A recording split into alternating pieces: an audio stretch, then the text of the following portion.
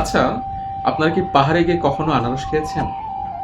আপনাদের কাছে কেমন লাগে আমি জানি না, কিন্তু আমার কাছে বেশ দারুণ লাগে। আজকে আমরা শিখব খুব সহজভাবে ওভাল থেকে কিভাবে আনারস আঁকানো যায়। আশা করি ড্রয়িংটা ক্লাস 2 থেকে 3 বাচ্চাদের জন্য বেশ দারুণ কাজে লাগবে। চলুন তাহলে শুরু করা যাক। আজকে আমরা শিখব ওভাল থেকে কিভাবে আনারস আঁকা যায়। ওভাল কি যারা জানি না তাদের জন্য বলি, ডিমের যে উপবৃত্তাকার সাইজ সেটা হচ্ছে ওভাল।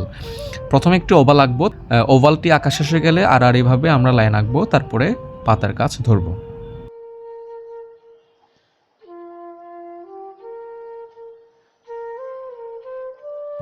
আমি মেনলি 5টা কালার ইউজ করব এখানে: হলুদ, কমলা, টিয়া এবং সবুজ। প্রথমে আমরা ওভারঅল একটি হলুদ কালার দিব, তারপরে ডেপ্থের জায়গা বোঝার জন্য আমরা সেখানে কমলা কালার ইউজ করব। আমরা যদি আনারসে একপাশে একটু কাঁচা রাখতে চাই, সেক্ষেত্রে আমরা হালকা টিয়া কালার ইউজ করতে পারি।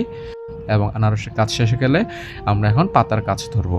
প্রথমে ওভারঅল একটি টিয়া কালার দিব। টিয়া কালার দেওয়ার পরে ডেপ্থের জায়গাগুলোতে আমরা গ্রিন কালার ইউজ করব। এবং সবশেষ যদি পাতা আঁকা শেষ হয়ে যায়, আমরা আনারসের যে ডাটা আছে সেটাও খয়েরি কালার এবং টিয়া এবং গ্রিন কালার দিয়ে আঁকতে পারি। আজকে ড্রয়িংটা এই পর্যন্তই। দেখা হচ্ছে নেক্সট কোনো ভিডিওতে। সবাই ভালো থাকবেন, সুস্থ থাকবেন। সবাইকে অনেক ধন্যবাদ।